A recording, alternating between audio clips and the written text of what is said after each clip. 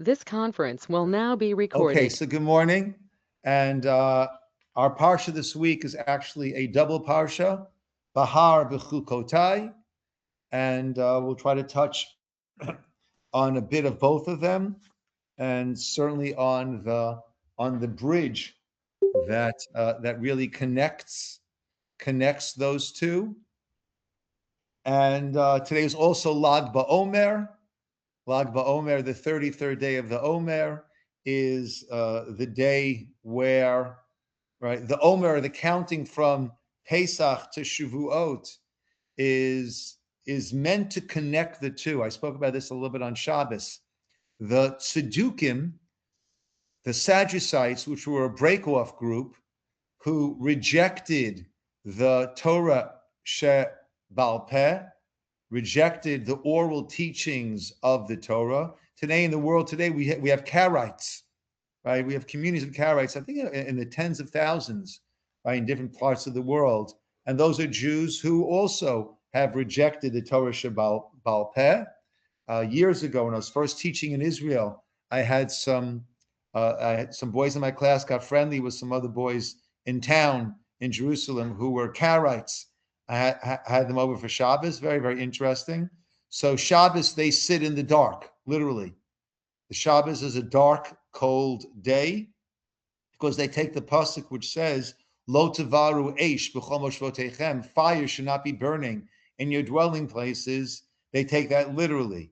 We understand it. Chazal, God explained to Moshe, who passed down to us, that means we don't ignite a flame. Right? We don't ignite the flame or extinguish a flame, but we can have the lights running or the fires going, right? And therefore, and it's really interesting because, on the contrary, the sages established the rabbinic mitzvah of Shabbos candles, right? That the house should be warm and aglow when we come into Shabbos. Also, the custom that we have that we eat cholent or chamim for the Svardim, that we have a hot food Shabbos day. So the reason why we have that custom is to show that we are not like the Tzedukim, and that we do have fires going, and as long as they're being used in the proper manner, in the proper fashion, then we are supposed to be utilizing that, and that is what beautifies and embellishes our Shabbat. So we got started on this. Oh yeah. So the Tzedukim, they would try to set up the witnesses for the new moon because they wanted Shavuot to come out on a Sunday, because they take the pasuk which says Mimacharat HaShabbat, the day after Shabbat. They take that literally to mean Sunday. And that's when you start to count the Omer. Regardless of which day of the week Pesach was, you start on Sunday. And therefore, Shavuot should come out on a Sunday. So they would try to send false witnesses to say, "This, we saw the new moon, in order to set it up that the new moon would come out that Shavuot would come out on a Sunday." And we understand, based on the tradition, Torah She'Bal Peh, passed down from God to Moshe on Sinai down to us, is that Merchat HaShabbat in that case refers to Pesach, the day after Pesach. And Rav Soloveitchik explains that there's a deeper debate going on over there. For the Tzedukim, Shavuot is simply a harvest. It is a harvest holiday. It's an agricultural harvest holiday. And therefore, it's not linked to Pesach in any way. It's simply this harvest holiday. Beautiful. Therefore, have it on a Sunday. Whereas we link Shavuot to Pesach. And therefore, because we understand that there was our physical Exodus redemption, and then there is the spiritual Exodus redemption. And the physical redemption from Egypt was in order for us to come to Mount Sinai and reach that point of the spiritual redemption. And therefore, those two are very, very intimately connected. And that's why we start not on a random day on a Sunday, but we start right after Pesach. We start counting, and therefore, good morning, Esti, and therefore these are joyous days. These are days of work to do, but they are joyous days as we make our way towards Shavuot and receiving the Torah. At the same time, there is this overlay that we've had until this point of a certain degree of sadness, of mourning. And that is because it's during this time period that the students of Rabbi Akiva died. And it's not simply the students of Rabbi Akiva, meaning we've had worse. It would seem a little bit strange that for 32 days we mourned the death of Rabbi Akiva's students, and for 21 days from the 17th of Tammuz until Tisha B'Av, for 3 weeks, 21 days, we mourned the destruction of the temple or the temples. So why is so much emphasis placed on these students of Rabbi Akiva? An explanation that's given is that this really stood for a lot more than that.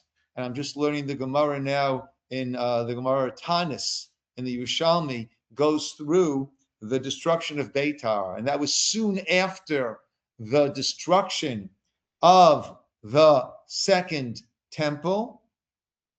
So there was a fellow by the name of Bar-Kokhba, who was a very powerful warrior. And Rabbi Akiva thought that Bar-Kokhba was the Mashiach. He held him to be the Mashiach. And the combination of the military might of a Bar-Kokhba and his soldiers and the spiritual might of Rabbi Akiva and his Talmidim and his disciples, that was primed, ready for the Geula, for the redemption. But we were all not worthy of serving in that role.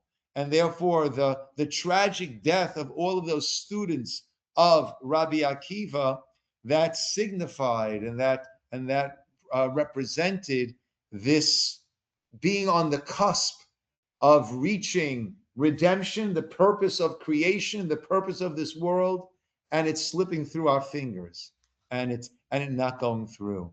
And therefore, that is what we are mourning. Yet comes Lag BaOmer today, the 33rd day of the Omer, which according to our tradition is the yahrzeit, the passing of Rabbi Shimon Bar Yochai. And that now it is a day of celebration, and we leave the mourning behind us. Shimon Bar Yochai is his teachings were all written down as the Zohar, as all the mysticism, and that is and we also learn that upon the death of Rabbi Akiva's students, he didn't throw in the towel. He continued with his teaching, and he taught 5 students, amongst them are Shimon Bar Yochai, and it is from those students at Rabbi Akiva that all of our Torah transmission of Torah Shebaal Peh, of the oral Torah, it came Moshe going down through Rabbi Akiva, his students, to us. So whenever we're learning Mishnah or anything like that, so when there is a quote, this Rabbi said this, this was Rabbi Meir, Rabbi Yehuda, Rabbi Shimon, these are all the students of Rabbi Akiva. And therefore there is the celebration of the continuity of Torah and of the perseverance. And if Jews are anything, we have shown perseverance throughout all of these generations. And therefore it is that Torah, we say, Eitz Chaim hi l'machazikim ba. It is a Torah of life, it is a tree of life, for those who embrace it, for those who take hold of it. And therefore, with that, we're able to continue our way towards Shavuot, towards receiving the Torah in its entirety, and understanding that through that, we will eventually reach the Geula, that we hope for it, we pine for it, we wait for it on a daily basis. We wait for that redemption. So that is just a little bit on Lag BaOmer. And now let's go to our Parsha. Parsha, the first of our 2 Parshiot, Parsha Bahar, page 696.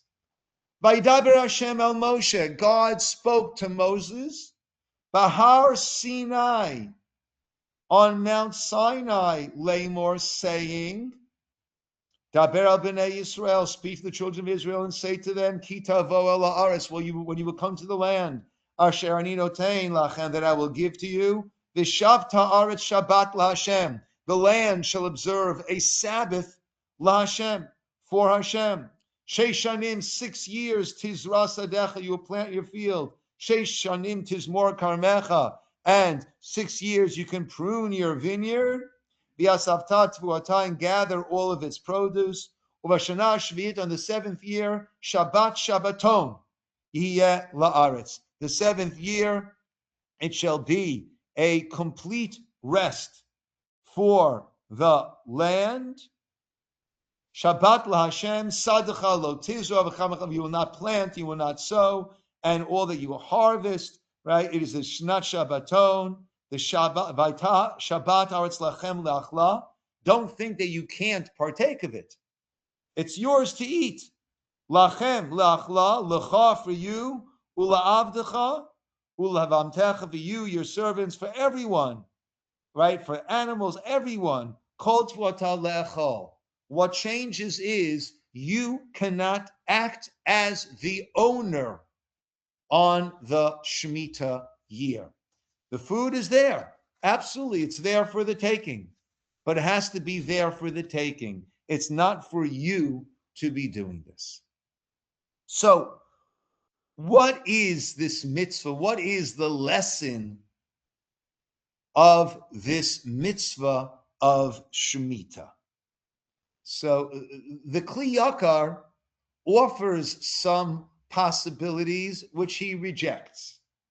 There are those that will say, certainly today, there'll be those that will say, oh, it is Earth Day, right? It is Earth Day. And we want to show our appreciation, right, for the earth. So that'll be a good time to hug a tree and all of those sort of things. But as the commentators point out, right, or to give the earth a chance to replenish itself. But the Seforno writes that. He said, that's not how you do it. That is not how you do it, right? If you want to give it, right, you need to give it a chance to replenish its minerals, its strength. So you do 1 year yes, 1 year not, or 2 years yes, and 1 year not. You don't go at it 6 years straight. And then, one of the things that we'll see, if a person will say, well, what am I going to eat on the 7th year? Don't worry. Don't worry.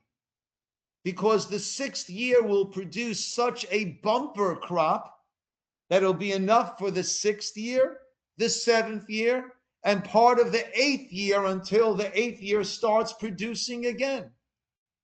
So, al pi teva, based on the natural sequence, if you do 6 straight years, your 6th year is going to be depleted.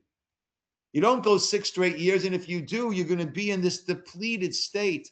Comes the 6th year, that's not going to be this super productive year. And furthermore, if you want to take care of the land, so it'll make more sense, don't go a whole year with nothing. Break your land into 7 different portions and do 6/7 of it every year. And that way, without having a year with nothing, you'd have 6/7 every year and you'd be able to rotate. So clearly the Kli Yakar says this is not Earth Day. Another thing that he proposes is, well, it's, we're all about 7s. Right? We have Shabbos on the 7th day. We have the 7th month, right? The 7th month is Tishrei, and that is our holiday month. Rosh Hashanah, Yom Kippur, Sukkot, Shmini Atzeret, Simchas Torah. And we have the 7th year, the Shemitah year. So as to remind us of Shabbat. But he counters and says, well, If every week Shabbat isn't reminding you about Shabbat, then it's a hard argument to make that the seventh year is going to remind you about Shabbat. So what is it then, he says? Of course, what is it that Shemitah teaches us? What would you say? What would you say, my friends? What is that lesson of Shemitah? Maybe it's emunah, trust that Hashem will. Emunah, bitachon. It is our trust, right? Actually, the opposite of the Earth Day, meaning that if you do this with the field, then by no means should it produce all of this, but it will. But it will. Because this is the mitzvah that Moshe is telling us, ki tavo'u el haaretz, when you will come into the land. What is the great spiritual danger that we would have upon entering the land? What's the great spiritual danger that we faced once we entered the land? You think it's your own work. Your own work, your own hands. Until then, it was the manna falling from heaven. So very good. We had no misconceptions as to how we were living, how we were staying alive, how we were standing still. Right? God was sending the food down from the heavens. The water came from the Be'er, the well of Miriam, this rock that traveled along with us, the clouds. It was this heavenly existence. Now we're going into the land of Israel, and all of a sudden now it is us having to produce back-breaking work with the plowing and the planting and the tilling and the weeding and all that and the harvesting and the processing. That was now going to be our work. Now, I think Rav Dessler says very beautifully, he gives a mashal of a person who was born in the midbar, born in the desert. And the most natural thing is man falls from the heaven. The manna falls from heaven. And then at the age of, he's turning 40, he goes into the land of Israel, and they start to plant and things grow, and he sees food growing out from the dirt, out from the earth, and that is miraculous. Food falling from the heavens, that's what he's seen his whole life. That's the manna. That is natural. That's teva. That's nature. But food growing from the ground, that, he says, is incredibly miraculous. And Rav Dessler explains, nature is miraculous, but it's miracles that we've grown accustomed to. But it's no more miraculous for food to grow from the heaven than it is from food to grow from the ground. No, it's different, Rabbi. There you're taking a seed and you're planting it. Oh, so you're taking this incredible, this little seed that has within it all the information for a sequoia tree or a melon or a blueberry, whatever it is, to grow from it, and it grows from that. And we have all these delicious, this whole plethora of different fruits and vegetables, flavors, textures. Incredible. It is all miraculous. But there's the danger that we're going to think that it's me. I've done this. I've done this. And therefore, we have this mitzvah of Shemitah, where you recognize you are not the owner. You are not the boss. This is the land that God gives to you. And any bracha comes from God through the land to you. And therefore, don't lose sight. So every 7 years, it has to be a Shabbat LaHashem. This is in order for us to recognize that it is God who is giving us everything, every moment, every day. I was learning, I have a chavrusa with Dr. Alex Birdie, and we're going through. Rabbi Schwab has a beautiful, incredible book on tefillah, on prayer. It's in English, and it is incredible stuff. And we were learning last night about the Shemona Esrei, right? Jenny, when you and your sisters finish what you're doing now, you might want to take a look at that. Rabbi Schwab, it's a book by Rabbi Schwab. Yes, yeah. What Pray. is it? Pray. I think so. I'll get the name for you next time. I have it in my Oh, office. thank you. I'd love a recommendation. Thanks. Yeah, incredible.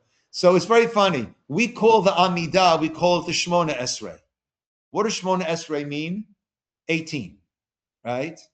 But what's sort of strange is we never say a Shemona Esrei of 18 brachot. So it's called 18. It's always referred to Shemona Esrei, but it's never 18 brachot. During the week, it had been 18 brachot, but then because of the slanderers, an additional bracha was added in. So during the week, it's 19. On Shabbos, it's 7. On Musaf of Rosh Hashanah, it's 9. It's never 18, yet it has maintained the name of 18. And he explains that, as the Gemara explains, but he expounds on it, that when a person bows down, so then there are 18 joints that one sees, right? And the whole essence of Shemona Esrei is that we are offering ourselves, so to speak, giving ourselves as an offering to God. And we recognize that, and that's the main idea of the Shemona Esrei. All of the bakashot, all of the requests that we make, it's not a shopping list. It's by making these requests, we are acknowledging that it's all in your hands, God. That everything comes from you, Hashem. And that's what the Shemona Esrei about is about us giving ourselves over. And therefore he says that's why we start, that we bow, Baruch, we bend at the knees, Atah, we bow completely down. And that's meant to show that we're not for Hashem,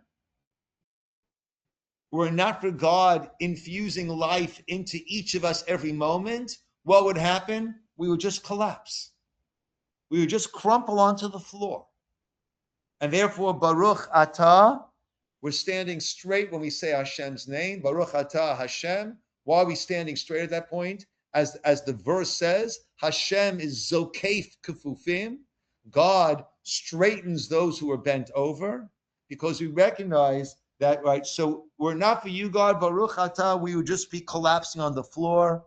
Hashem, because of you, we are standing. We are alive. We are here. We are viable. We're able to stand here and do this. So Shemitah is meant in a very, very, in a way that you live it. You don't just think it, but you're living it. That field that was yours, it's no longer yours. This land is my land? No, this land is not my land, right? This land is God's land, and he graciously has granted us the ability to use it and the ownership of it. We'll soon see about that ownership. Another point that's made over here is Hashem spoke to Moshe on Har Sinai, saying, now, nowhere else do we give the location of where this took place. And wasn't the entire Torah given on Har Sinai? Well, there are certain mitzvot that were given Ba'arvot Moav. We'll have in the book of Bamidbar, the next book, right? With Bhar-Bchukotai, we complete Vayikra. With Bamidbar, we do have certain mitzvot that are introduced there. And Shemitah is not mentioned over there. So therefore, we learn out, Rashi says, Ma inyan Shemitah etel Har Sinai. What is the Har Sinai Shemitah connection? All the mitzvah was said on Sinai. Rather to tell you, just like Shemitah, since it's not mentioned elsewhere, it's clear that all of the details, every aspect of it was given on Har Sinai. so too all of the mitzvot were given on Har Sinai. So therefore, the Torah needed to choose one mitzvah where it would specify this was all given on Har Sinai, in order that we would then extend that and understand, just like Shemitah, so too all the mitzvot were given in their entirety on Har Sinai. So the question is asked, so if you have to choose one mitzvah to show about all the mitzvot, why was the mitzvah of Shemitah in particular, why was that the one that was chosen? You want to pick one mitzvah to show that everything comes from Sinai, why pick Shemitah? Any ideas out there?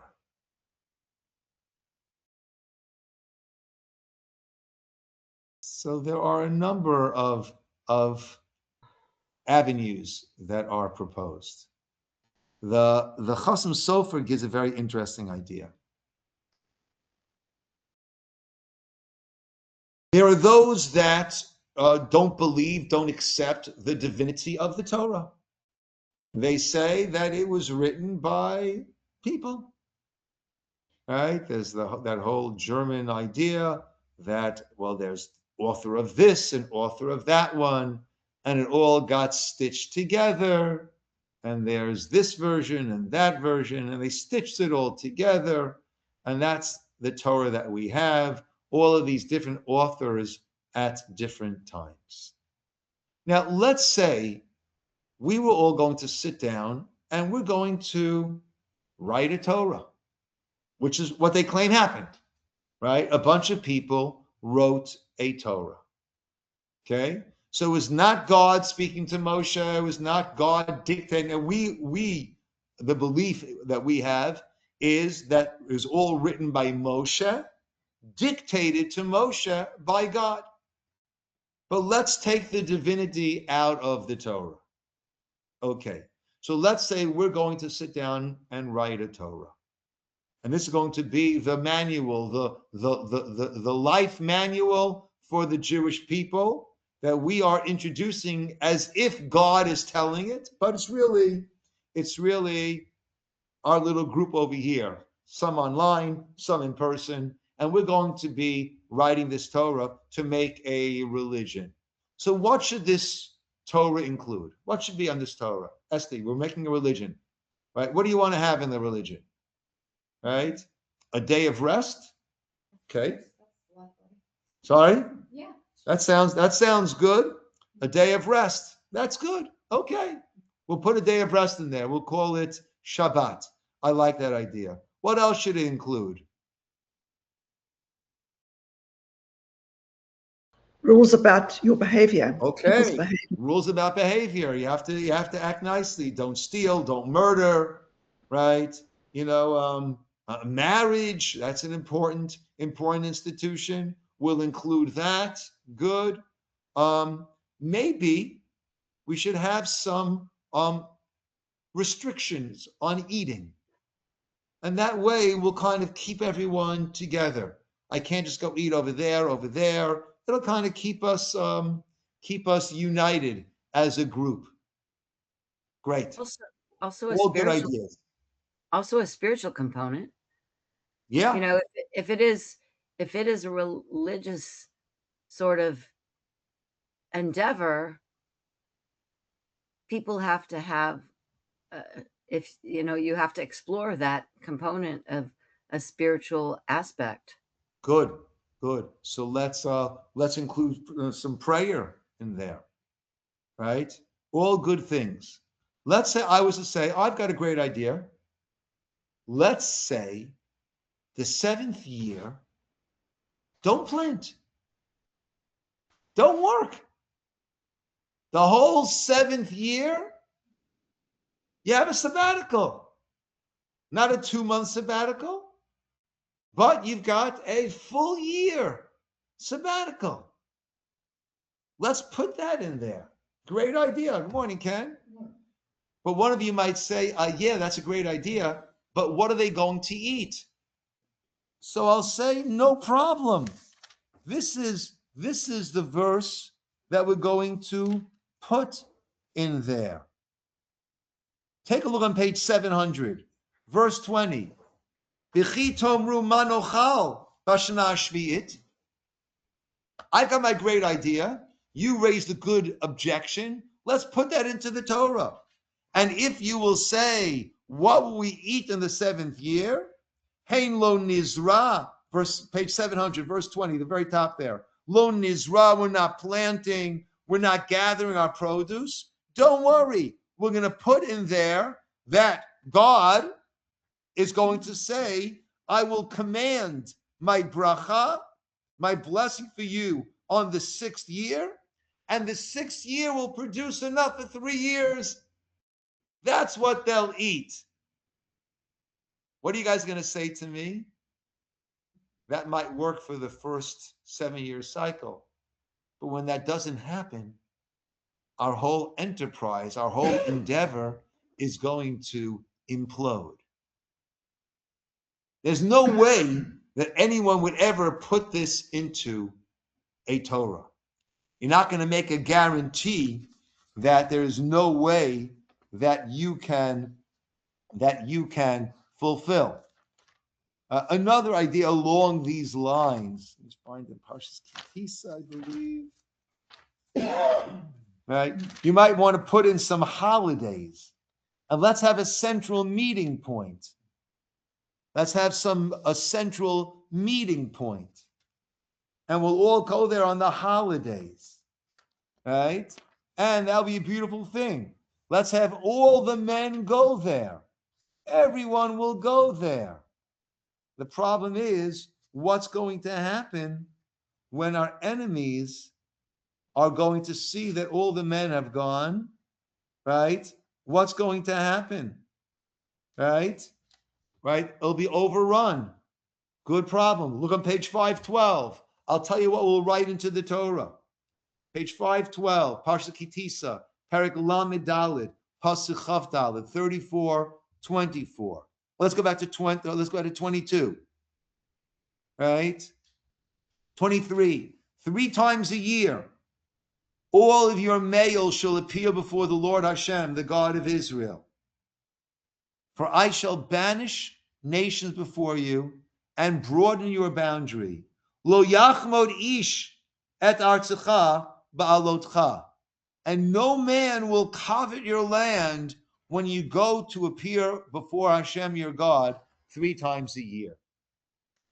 Right? So these are things that we would never write into a Torah. We would never put into a Torah that we are trying to pass off as being divine. We would never put in there guarantees which we cannot possibly fulfill.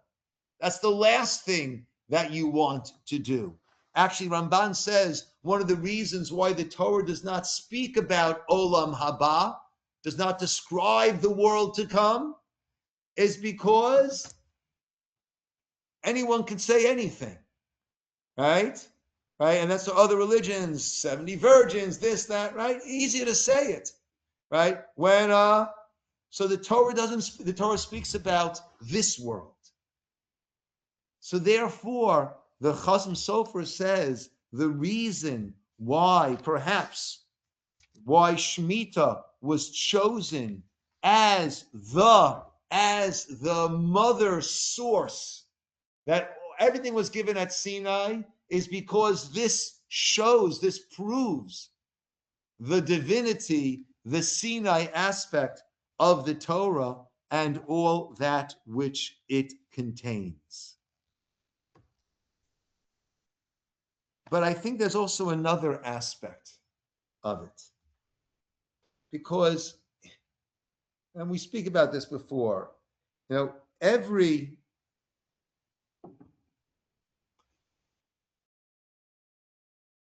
all the mitzvot, they all hearken back to a certain degree to Gan Eden.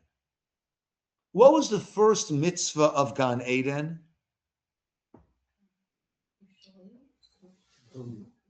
What did you say? Shall eat. You shall eat. What did you say? Don't eat. Esty is right. Right? The very first mitzvah is Mikol Eitz Hagan Tochel. You shall eat from all the trees of the Gan, of the garden. But from the Eitz Hadat, Tov Ra, that's there in the middle of the garden, don't eat from that, because when you eat from that, you will die. Not you will eat it and die, you will become mortal. So, question we always ask, so why did God put it there? You don't want me to eat it? Don't put it there. Why did God put it there? Because he wants us to recognize it's there, but it's not there for you to eat. Because you are in my garden. That is why. It's there so you recognize you are in my garden. That's not for you. You're here in my garden, and therefore recognize that you are here in my garden. You are here in my world. And really, every mitzvah is meant to remind us that this is not our world. We are guests here in God's world. We are here in God's world. Shmitah clearly makes us recognize that we are here in God's world. Other mitzvot are ways that we show that we believe that we are in God's world by doing that which he bids us to do and not doing that which he prohibits us from doing. I say every time we go into a supermarket and we check if something is kosher, that is our Gan Eden moment. Are we recognizing that we're in God's world and these trees we eat from and these trees we don't? These foods we eat and these foods we don't. So whereas every mitzvah shows that we are accepting that we are in God's world, there is one mitzvah that the mitzvah shows that we are in God's world. Right? In other words, we believe in creation. We believe God is a creator. Right? And whenever we do a mitzvah, it's showing our belief in God as the creator because we're following what he told us to do. But there's one mitzvah that represents, that shows that God, the mitzvahs, other mitzvahs might show our belief in God as a creator. There's one mitzvah that shows that we are accepting God as a creator, and that is Shabbat. When we stop creating as God stopped molding creation on day 7. So that's how we do that. And we believe that every mitzvah we do, we are enveloped by God's presence. But there's one mitzvah that represents, that shows that when we do a mitzvah, we're wrapped in God's presence. And that is the mitzvah of tefillin, where we wrap ourselves in God's name. So we are literally wrapping ourselves in God's presence. So every mitzvah shows that we believe we're in God's world. But the one mitzvah that shows this is God's world and not yours is the mitzvah of Shmitah and that which follows afterwards. If you go back to, we began 696 on verse 8, and then you'll count 7 cycles of 7 sabbatical years, 7 times 7, and then 49 years. And then what do? You'll blast the shofar on the 7th month. On the 10th of that month, at Yom Kippurim, Taviru shofar, the shofar will sound throughout the land on 698 now. And now what's going to happen? Ukratem dror ba'aretz. You will call out freedom in the land. L'chol yoshveh, for all of its inhabitants. Yovel hiti alachem. Vishavtam ish lachuzato. You bought a field. You bought something. from someone else's ancestral land. Ancestral meaning given out, apportioned by Joshua, by Yoshua, when we first entered Israel, to the tribes and to individuals in those tribes. You bought that ancestral land, it's yours until it's not, until Yovel. Then it's time to return. V'isha mishpachto tashuvu. And a person will return also to his family. Slaves are emancipated on that Yovel, on that Jubilee year. So therefore, that which you own, it's not really yours. You have it for a time, right? Whether it's people, whether it is land, and that is meant to make us realize, you know what else we don't really own? Our body.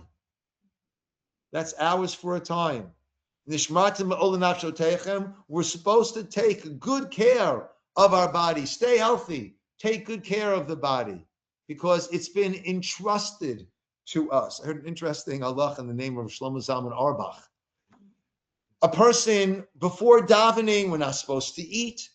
We're not supposed to do things. The first thing we're supposed to do in the morning is to daven. The question was asked, how about exercise?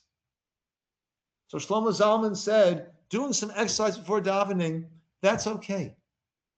Because that is such an important part of recognizing that God gave me this, and I've got to take care of it in order that I can continue to serve, that in order that I can live longer, better, healthier, more productively. So the Shemitah comes to let us know that it's not ours. So therefore, perhaps that's why everything from Sinai comes taught to us by Shemitah, because it gives us that recognition. It is not that by doing the mitzvah, I remember it's God's world. This is the mitzvah that teaches us that this is God's world, and we are here just for a period of time. And we have our own personal time clocks, which is how long is being granted to us to live. And there also is the world's time clock, meaning how much longer will the world continue before it reaches its state of geula, of redemption, where once again, there's not going the same way when a person leaves this world, there's no longer that free will, because we're no longer in a physical body, in a physical world with all of the distractions and all of the illusions and all of the concealment. So once Mashiach comes also, it's going to be this time of absolute clarity. And therefore, I think we discussed this back before at the end of Devarim, right? The Yom She'ein Behem Chayfetz, the days that we won't have desires to do different things, and serving Hashem will just be our natural state. And actually, the Chavetz Chaim says very beautifully that this whole Yovel cycle is meant to give us chizuk, to give us a boost, strengthening when it comes to the idea of the Mashiach, of the Messiah coming. Because he says a person could ask, if we have a teaching based on a pasuk, be'ito achishena, that redemption will come in its time and I will hasten it. So is it in its time or will it be hastened? And the Gemara answers, if we merit, it'll be hastened. If we don't merit, it'll be in its time. The Chavetz Chaim says a person could ask, if the earlier, greater generations didn't merit to this hastening, so how could we think that we who are nothing compared to the earlier generations, how could we possibly have any hope of hastening it? And he draws on Yovel as his template. And he says, let's say I sell my field 45 years before Yovel, and I sell it to you, you buy it for $45,000, because you know Yovel's in 45 years, $1,000 a year, you buy my field for $45,000. Good. A year later, I want to redeem my field back. You have to let me redeem it back. What's the price a year later? 44,000. What's the price 5 years later? 40,000. 20 years later, 25,000. 40 years later, 5,000. So as we get closer and closer to Yovel, the price keeps going down and down and down. And the Chavetz Chaim explains, so too, as we get closer and closer to the time of Geula, then the amount that we need of merit in order to have this Achishena, in order to hasten it at that point, so that becomes less and less and less. And therefore, we have to hope for this ultimate geula to come, even though afal pi sheyitma meya, even though it is taking a long time, achakelo, we wait for it every time that it comes. Let's just jump to Bhar-Bchukotai for a little bit. In Bhar-Bchukotai teilechu, on page, the second parsha that we're reading this Shabbos, it starts on page 708. In Bhar-Bchukotai teilechu, if you follow my decrees, that mitzvotai tishmeru v'asitim otam, and you will do them, there'll be rains in their time, the land will give its produce, the tree of the field give its fruit, your threshing will last till the vintage until the sowing, you will eat your bread to satiety, you will dwell securely in the land, I'll provide peace in the land, you will lie down with none to frighten you, right? The beast will withdraw from the land, sword will not cross your land, right? Even not only will not come in a battle against you, it won't even go through your land on the way to fight someone else. That was the tragic mistake made by Yisroel, the king that we read about on Tisha B'Av, that Paro Nechei wanted to go through the land in order for another battle. And he understood this. No, we're all righteous. We're doing the right thing. He had banished all of the idolatry, or so he thought. And therefore, no, Paro, we will not let any sword go through our land at all. End up being killed because the nation was not at the level that he thought. But all of these brachot will follow. And very, very powerfully, they say, in B'chukotai teilechu, if you will walk. And I think the Or Chaim HaKadosh gives 42 different explanations on that. But a number that some that I really that resonate with me is teilechu, right? And that's what we said in a similar way when at Har Sinai Hashem said to Moshe, "Tell the people, shuvu lachem la'alechem, go back to your tents." And that message was, take this inspiration and bring it home to your tents, right? Right? Infuse your life with it. You can't just be religious, spiritual, observant when you're in the study halls or in the synagogues, and then go to your businesses and cheat this person and cheat that person, right? Teilechu, you've got to walk with it. You've got to incorporate this into your life fully. And then it goes on to the horrific, blood-curdling curses that will come, called the tochacha, if we don't follow that. But then something is given as a reason for all of this horrific exile. And that's on page 714, verse 32. I will make your land desolate. And your foes who dwell upon it will also be desolate. And Ramban says this is a blessing in the curse, that the land is not going to flower, produce, bloom, blossom, only for you. And that's a prophecy that we've seen in our lifetime. That we've all read Mark Twain's depiction of going through the Holy Land, where he says even the tumbleweeds seem lonely over there. How it's desolate, bleak, nothing growing. and how our return to the land has been the fulfillment of that prophecy of the desert blooming. But then look what it says in 33, Vetchem, and you I will scatter among the nations. I will unsheathe the sword after you. Your land will be desolate and your cities will be a ruin. Az, then, tirtzeh haaretz et shabtoteha. The land will be appeased for its sabbaticals during all the years of its desolation.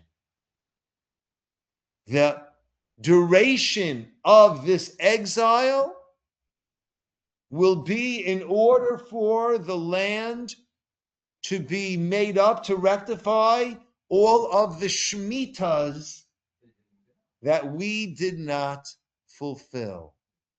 If we don't appreciate that the land is not ours and the land is given to us by God, then we will not have the land. So Shemitah, at its essence, is this recognition that this land belongs, this world belongs to God. And we mentioned before by the Eitz Hadas, when they ate from that, they became mortal. Because as long as I am connecting, how can a physical being become immortal? Only by touching and connecting to that which is eternal. The only thing which is eternal is God. And therefore, when we are living in God's world and touching God and connecting to God and recognizing God at every moment, then we touch that which is eternal and we ourselves become eternal. Once they had cut themselves off from that, then tamut. If you're going to be cutting yourself off from that which is eternal, then the result is mortality. And that is what came to the world. And our understanding, we said before, the Eitz Chaim Hi, that by connecting ourselves to that which is eternal, our bodies must die, at least for a time, but the neshama, the soul that we have, if we connect to that which is eternal, then we have that eternity. So Shemitah is at the very, very core of our view on the world, our view on life, and on our ability to remain in the land which is Artseinu HaKadosh, the Holy Land, which is where we can have the greatest connection to God. But if in that holy land of the greatest connection, we don't make that connection represented by the non-Shemitah, then we will not be in the land and will be out of the land until we have made up all of those Shemitahs that we were out of the land. That is the mission and the opportunity that is given to us. Yes, Jan. So it's like almost 1,000 years that we were not key inhabitants of the land. I mean, we were always there in some degree, but there were periods of very observant time in ancient Israel. Were there that many Shmitot that were missed? And now today, what about a divided Israel where many do the Shemitah, but some probably more secular farmers don't? And how does that count? Well, actually now everyone does the Shemitah on varying levels because there is a heter mechira that is instituted that on varying levels, I would say Shemitah is kept in Israel on varying levels. And with all of these things, the Gemara says that we should not be mechashev the kates. When we start to make predictions, this is when the redemption, this is when, then it leads to, if that time passes, it leads towards much dejection and people feeling very, very disoriented and disillusioned is the word I'm looking for. Yeah. So we So- need to do our best. Each of us needs to do our best and to try to help one another do our best, and the rest that we need to leave in the hands of the good Lord. Janet. Because if you do the math, at best, each century, at most, there's 11 Shmitot and 2 Yovels. Well, actually, right, and they do make the calculation for the Gullus Bavel, the 70 years. They do make that calculation, right? Every 100 years we'll have 14, actually, right? Actually, every 100 years we'll have 16. Every 100 years we'll have 16, and every 50 years you have 7 Shmitot and then a Yovel, which also is a Shemitah year. So every 100 years has 16, and they do the calculation of those 100 of the Gullus Bavel, the 70 years of Babylonian exile, and those years in Israel when the Shemitah was not being kept. Yeah. So the calculation is made for the Babylonian exile. Yeah. And then a different, not sequitur. Last year we had Amor and Amor, and this time we have Deber and Amor, and then sometimes it's Vayedeber Hashem Yeah, El and that's how it normally is, right? Vayedeber Hashem El Moshe Lemor. That is the most common pasuk, right? And that is Hashem spoke to Moses and Lemor and said to him, right? And there are those that say that from where do we learn out that if someone says something to you, the assumption you have to make is it's not to be shared. That's the assumption to make. That's the base. The base is someone says it to you, don't repeat it. If you ask, can you, etc., fine. But the base assumption is not to repeat it. How do we learn that out? By Daber Hashem al Moshe, God spoke to Moshe, Lemor, saying, Lemor, you can say it. This is meant for you to spread. But otherwise, the base assumption is not. But that's the classic. By Daber Hashem, and Lemor could be also a softer way of saying that when you're presenting it to the people, it needs to present it in a way that it will best be accepted. And so if you had Vayedeber Moshe, Vayedeber Hashem El Moshe El Deber B'nai Israel, then that's when it's not to be repeated. No, the Lemor is when he says to now. Right, but if you had Deber and Deber, which occasionally you do. Yeah, I'm not sure. Okay, yes, though.